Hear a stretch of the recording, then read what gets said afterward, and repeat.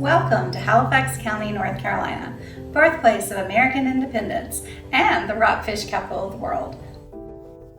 The town of Weldon is located in northeastern North Carolina, right on the banks of the Roanoke River. It has an amazing geographic location. Not only is it located on the banks of the Roanoke River, it's located adjacent to I-95. Weldon, North Carolina is the Rockfish Capital of the world, and it's been that as far as anyone around here can remember. The title was officially given to Weldon in 2009. And it is the home of the rockfish because the rockfish is a migratory fish, otherwise known as the striped bass. So the striped bass return each year to the rapids on the Roanoke River in Weldon to spawn and create the next generation.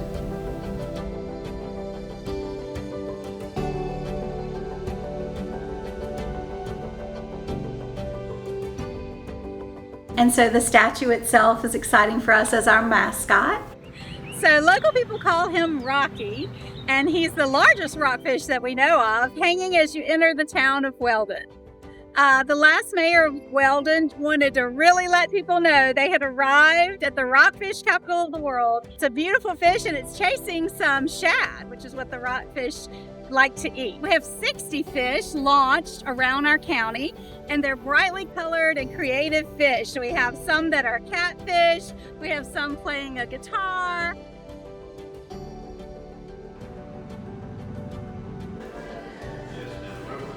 It's a taxidermied rockfish. I want to say it's about 50 pounds. And in the late 70s, it was the record holder for a period. Since then, I think that it has been, the record's been beat.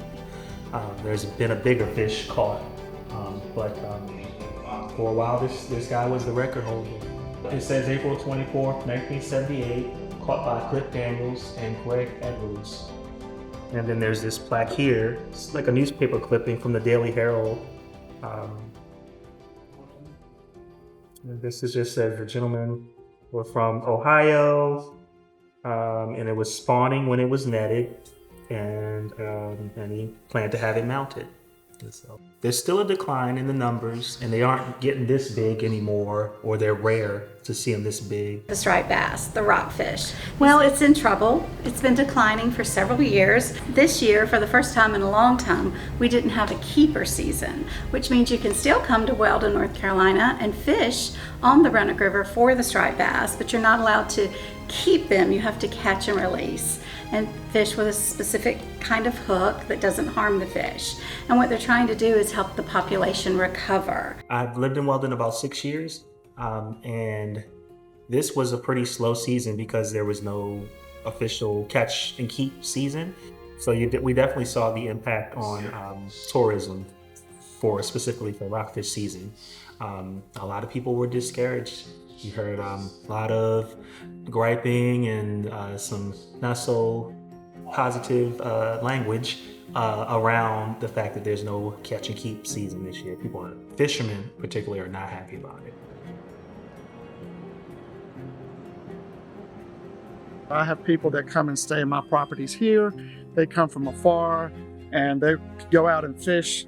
Even now with catch and release, but they would go out and fish and catch upwards of 2 men in a boat for 3 days, could catch 700 fish in 3 days. But they're not keeping 700. They're releasing them back. It's the joy of catching the fish that they like. But I've had people in this last year come and they say the fishing is off. I do know back from the 70s when my father fished this river, there were thousands of fish here and the regulations were not there. And you could scoop up 50 at a time and you could keep 50 at a time. Following that type of activity, the fishing declined dramatically. And then with the regulations from the feds and the state stepping in, they were able to bring it back. My role is to do the science and the surveys that go into making your fishing regulations and seasons and limits. The North Carolina Wildlife Resource Commission wants to provide angling opportunities for striped bass, but we also want to conserve the population, make sure there is opportunities for our constituents to harvest and to fish for striped bass on the Roanoke River. After much debate and consideration, the Wildlife Resource Commission decided to not have a harvest season this year, so 2024. So according to a recent stock assessment, the Albemarle Roanoke striped bass stock is overfished, and overfishing is occurring. So what that kind of means is overfished means that the spawning biomass is too low to reproduce what is getting removed either by fishing or natural mortality. The Wildlife Resource Commission collects data here on the spawning grounds with an electrofishing boat. It's a generator that produces electricity in the water. It stuns the fish, and then we collect them, dip them up, and put them in a oxygenated live well that has circulation going so they can recover. It takes about 1 to 2 minutes for the fish to recover once they're in the live well. And we do these surveys every spring from the beginning of April through the end of May. So when the striped bass are here on the spawning grounds to spawn and reproduce. With our electrofishing, the last 2 years have been the 2 lowest since 1991, which goes back to the first year that we were electrofishing on the Roanoke River. So that's pretty concerning. Back in the 2000s, early 2000s, like 2006, we were catching probably about 3,000 to 4,000 fish a day. Right now last year, we caught about 300 fish the entire sampling season. As resource managers, we can only manage the human aspect of fishing and harvesting and everything that goes along with that, which is what our regulations and rules are designed for. There are other factors like the environmental conditions, flows, water temperatures that will impact the survival and the success of the stock as well. The Roanoke River striped bass is a fascinating story of migration. So as these fish are making their way from the ocean, then in the spring make their way through Oregon Inlet, across Albemarle Sound to the mouth of the Roanoke, then they swim almost 140 miles upstream to the town of Weldon, to the fall line, there at what's known as the Rockfish Capital of the world, because those fish have been coming in that area for centuries now. So the key to that migration, of what makes it successful, has to do with flow. So when you have good flow, those striped bass eggs, which are buoyant and are suspended in the water column, when you have good flow, once the eggs are fertilized, they hatch about 24 hours later near the town of Hamilton, and then they make their way down. They kind of ride the river currents until they make their way to the estuary, which is Albemarle Sound. But if you have any type of bottleneck or blockage to that reproduction, then you're going to have missing year class. We work closely with the Army Corps of Engineers and the dam owners and operators to try to get the flow that the striped bass need to successfully spawn. The striped bass eggs are just a little bit heavier than water because that Roanoke River is such a high energy system in the spring, really fast flow. If those eggs floated right up to the top of the surface, the sunlight affects them and reduces their spawning success. So those fish have evolved to have eggs that are a little bit heavier than water. So you need that constant, steady flow. They've got to flow down that river. The eggs have to hatch. They have to turn into little fry and keep flowing down. And what was happening in the 60s and 70s was they would peak. In the evening, the hydropower is peaking when people get home from work for electricity, and then during the day, they would hold water back to keep the reservoir full.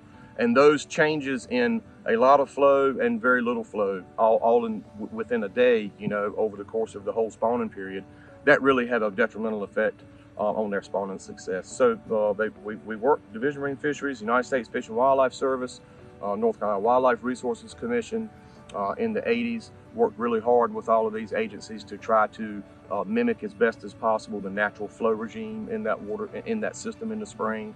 And then, of course, just cleaning up with the industry and different water uses, improve the water quality. And we started seeing successful natural spawning again later on in more recent years. We really started seeing more often than not poor spawning success. We think that has to do with some issues with flow, but also maybe some other issues with some of the food source that they're utilizing when they're really young. We're not quite sure yet, but we're still researching that. So what we look for, obviously we want that juvenile abundance index to be higher than what it's been the last, probably 7 years. So we want to see recruitment. We want to see spawning again. We also want to look at the number of larger fish. So what we look at is age 9 and older fish, the abundance or relative abundance of those individuals. We still tag fish because it's a very popular program with anglers. It gives us opportunity to educate anglers. It also gives us an opportunity to find out fish in migration, but it requires an angler to catch that fish, notice the tag, and then be willing to call it in. So parentage-based genetic tagging really is a much more powerful tool than the conventional external anchor tags. So one of the things that we have been able to do is to support both of our state fisheries agencies, the Wildlife Resources Commission and the Division of Marine Fisheries, and support them financially as they do projects like striped bass restoration on the Roanoke River. Part of that partnership involves a federal partner, the U.S. Fish and Wildlife Service, specifically the Edenton National Fish Hatchery. We have been raising striped bass here at Edenton National Fish Hatchery since 1898 when the hatchery was established. Over that time period, we've released millions of striped bass, and the goal of what we do is to create self-sustaining populations of striped bass in North Carolina and elsewhere. Striped bass in the wild, from the egg to adulthood, typically has less than a 1% survival, so the mortality rate's 99% or more. But in the hatchery, we're able to kind of protect them more from predators and from rain events and other issues that might affect their survival. We've drained the pond here. We slowly drain it, and the fish follow the water to the deepest part of the pond, which is right here in this structure we call a kettle. The kettle is kind of a catchment basin, so the fish end up in this cement area, and what that does is it saves us from having to use like a large seine net to try to cover nearly an acre of space. Instead, we can kind of concentrate them and use this small seine net. So our 2 staff members were seining the fish out of the kettle and putting them into the crane truck's bucket, and the crane truck was lifting the fish up to the crane truck's tanks, and from there we're able to put the bucket of fish into these tanks. The tanks have oxygen flowing to them to keep the fish comfortable until we can get them to the holding house, and from there we'll release them into raceways so they'll have a little bit more space and some better water quality.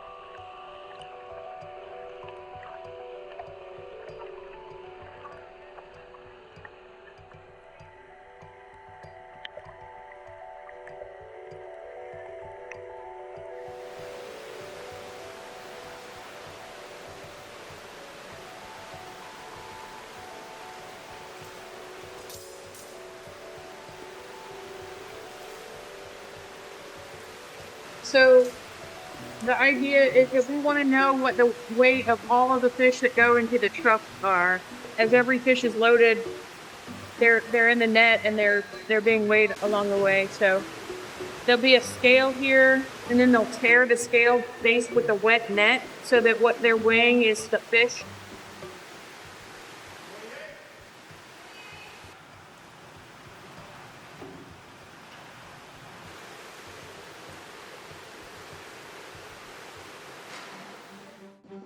This is just one truckload going out to the river. There will be another one headed out this morning to the Sound boat ramp, and then probably a third one here. So all in all, that'll be 2 ponds go out, probably a total of 25,000 fish approximately. The tempering process is important for striped bass or all species of fish.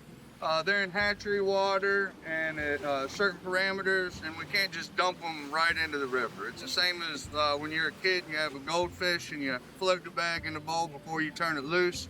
Except we do it on a very large scale. We have large 2-inch pumps that pump up the river water.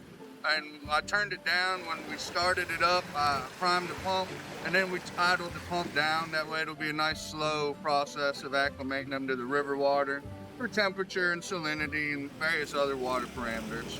Causes less stress on the fish when they're released, so they'll survive better. We try to mimic a stocking location based on the size of the fish that they would be now. So in the wild, these fish would have gone up to Weldon and spawned and been larval fish and juvenile fish, and they would have rolled down the river until the point where they're about 6 to 8 inches, which is the size of our phase 2s. So they should be here this time of year at this size. So we turn them loose. As far as where they go and what they do, that's tracked a lot with genetics. When the broodstock come on to the hatchery, we'll fin clip them. And it's a parental-based genetic program. So in the future, the wildlife biologists will find the fish, clip them, and they can go back to where the fish was raised, us or a different hatchery, or whether it was wild, what year class it was, things of that nature. So it'll track them as they move out.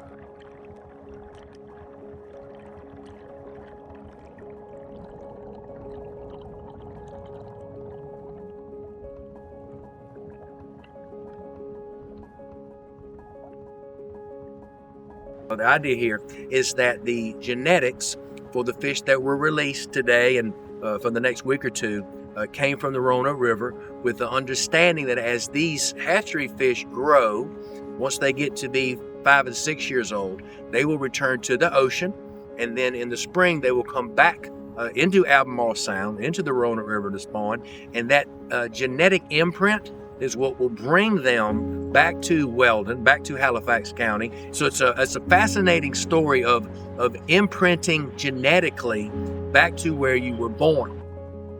About the restrictions, the hatchlings won't grow or develop into able to reproduce and keep the population going. So I think combined, I think they might be onto something. Of course, this is the professionals that have come to this decision that this is what it takes to get the population up and going. We understand that the fishery is in trouble and we want it to survive. We want people to be able to come here and enjoy the fishery for years to come. So we really appreciate what the North Carolina Wildlife Resources Commission and the North Carolina Estuary Foundation are doing to help this fishery recover. So hopefully we'll have it in our neighborhood for years to come. They have done it before and brought it back. We've never had in my life that I remember where you couldn't keep some or one until the last 2 years. But I do believe it's going to come back and be much stronger than it ever was before. It's a balancing act. So I think we have to trust the federal and state officials to keep this population alive and sustainable. A responsibility that we have as caretakers of the river to make sure that the local wildlife has a habitat that they can thrive in, and just that it's not being oversourced or overfished, so that that future generations can enjoy it just as we have and past generations has as well.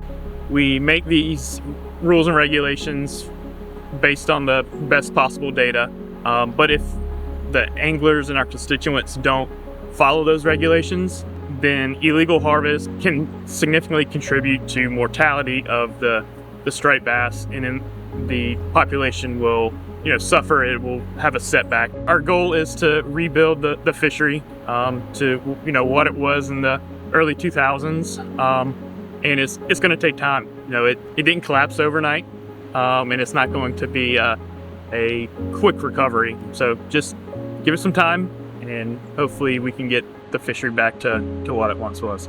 So Weldon is the rockfish capital of the world. The General Assembly of North Carolina has decreed that, if you go back and look, that actually is the case. The rockfish capital of the world, not just of Halifax County, not of North Carolina, but the world. Rockfish Capital of the world. So when you put a moniker on your town that's that strong, then we've got to do everything we can to protect, conserve, promote, enhance, maintain that fishery.